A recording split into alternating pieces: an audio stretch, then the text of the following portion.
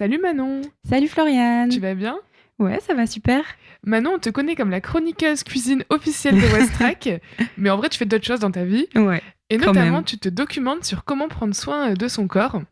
Oui, Donc là tu vas remplacer les recettes par des astuces beauté, et on va faire des petites chroniques soins du corps.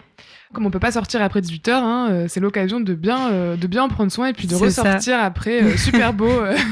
D'ailleurs, c'est rigolo parce en 2020, justement, les ventes de soins ont explosé, justement parce que les gens peuvent pas sortir et achètent beaucoup plus de soins pour la peau, donc c'est le bon moment pour vous renseigner. Eh ben, on va faire ça, nous aussi. Alors aujourd'hui, on va commencer avec une chronique assez basique, puisque tu vas nous donner les bases pour bien prendre soin de sa peau et avoir une belle peau. Oui, c'est ça. Alors moi, j'ai une peau sensible et sujette à l'acné depuis très longtemps, donc je me suis beaucoup renseignée sur la question et aujourd'hui, je vais vous partager vraiment les bases que je pense qui peuvent être applicables à tout le monde pour bien prendre soin de sa peau, en tout cas les grands basiques, quoi. Ça marche. Et puis moi, comme je suis assez novice sur le sujet, voilà, je vais poser les 1000 bonnes ques questions dès C'est que c'est pas ça. clair. On va commencer par parler des pièges à éviter parce que quand on veut prendre soin de sa peau, des fois on veut bien faire, mais on se tourne vers les mauvais produits et on fait pire que mieux. En fait, il faut vraiment se méfier des produits qui sont vendus en grande surface et en parapharmacie, et notamment à cause de 2 grandes catégories d'ingrédients dont on va parler et qui font plus de mal que de bien à votre peau. Donc le premier ingrédient dont il faut vraiment se méfier, ça va être les sulfates, notamment 2 ingrédients que vous allez pouvoir voir sur la petite liste en fait et qu'il faut absolument éviter. C'est le sodium laureth sulfate et le sodium lauryl sulfate. Donc c'est SLS à chaque fois. C'est pas ce qu'on trouve dans les gels douche, dans les savons pour le Si, corps? absolument. On trouve ça dans les gels douche, les savons pour le corps, les shampoings, mais aussi le liquide vaisselle. Et en fait, c'est très décapant. Et d'ailleurs, En je même vous temps, s'il y en a conseille. dans le liquide vaisselle. C'est ça. Et d'ailleurs, je vous conseille pas particulièrement de le mettre sur votre corps ni sur vos cheveux non plus. Donc en fait, le problème, c'est que, comme je disais, c'est très décapant. Ça va donc dessécher votre peau et l'agresser. Et ça va faire des problèmes, peu importe votre type de peau. Parce que si vous avez la peau sèche, ça va faire tirer votre peau et faire marquer. Enfin, vous allez marquer plus facilement les rides. Mais si vous avez la peau grasse et que vous vous dites ah oui mais moi il faut justement enlever le gras, c'est pas bon du tout non plus parce que la peau va réagir à l'agression en produisant encore plus de sébum. Et ça sert à quoi en fait le sébum de En fait, base? ça sert pas juste à nous de faire des boutons. C'est juste à nous donner l'air d'être en En sueur tout fait, le temps. ça protège la peau et ça permet aussi d'évacuer les impuretés. Mais donc, si vous agressez trop votre peau, pour se protéger, elle va faire encore plus de sébum. Ouais. Donc, encore plus de risques d'avoir des boutons, de briller, d'avoir des points noirs, etc. Mais j'ai l'impression que moi, quand j'étais ado, j'avais de l'acné et la peau grasse. Et du coup, tu sais, je mettais ce genre de produit spécial peau grasse. Et en Oui, fait, je crois que ça me c'est décapait ça. encore plus la peau. En fait, à force de dessécher, souvent les peaux grasses et acnéiques sont très sensibles et supportent pas du tout ce genre d'agression. Et c'est un cercle vicieux parce que Ouais. sur le moment, vous vous dites ah super, ma peau n'est plus grasse, mais en fait, ça va être pire dans quelques jours, quelques semaines. Donc ça, c'est la première catégorie d'ingrédients à bannir.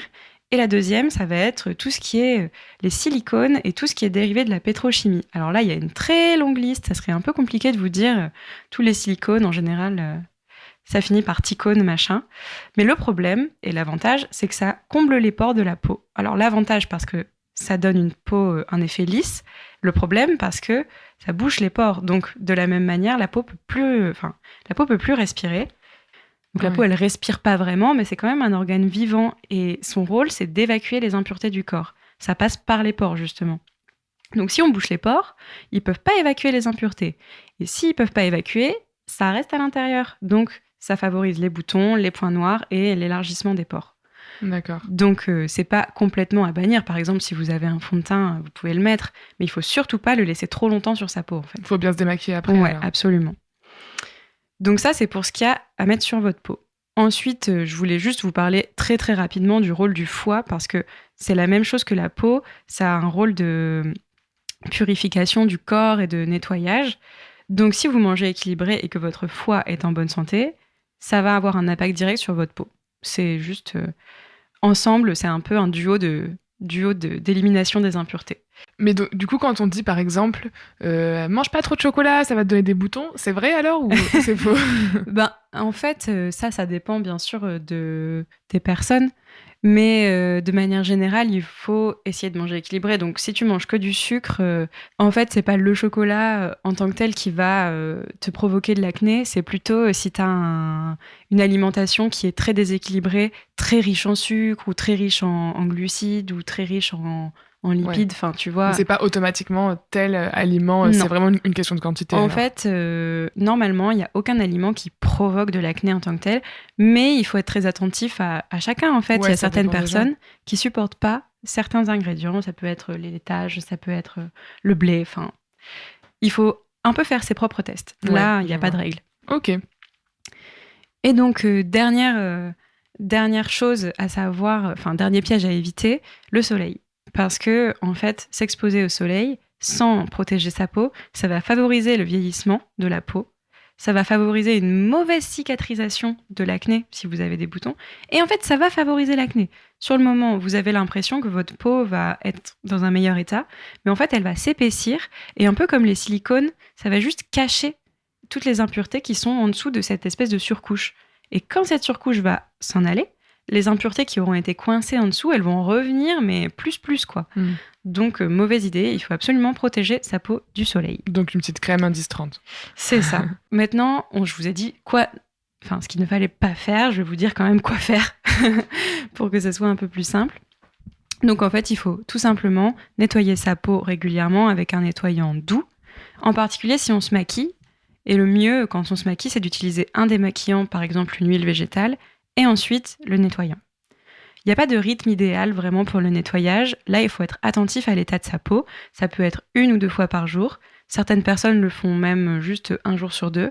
L'important, c'est surtout de nettoyer à chaque fois que votre peau risque d'être un peu encrassée. Donc ça peut être par la pollution, le sport, la crème solaire.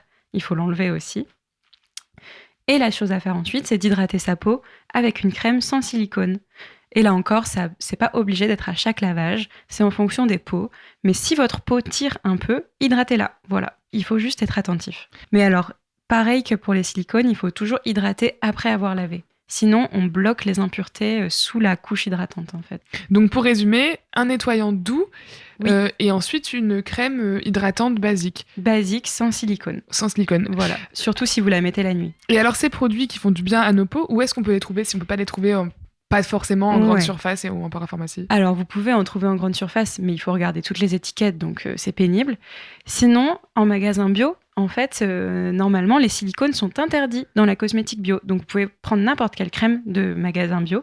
Et au D'accord. Havre, il y a un magasin qui s'appelle Green Beauty et qui est spécialisé dans les cosmétiques naturels. Et là, vous pouvez vous tourner les yeux fermés vers n'importe quelle marque de ce magasin.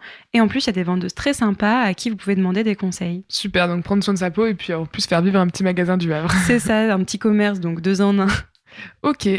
Merci beaucoup Manon de nous avoir donné ces bases, hein. C'est bien utile, moi j'ai appris des choses.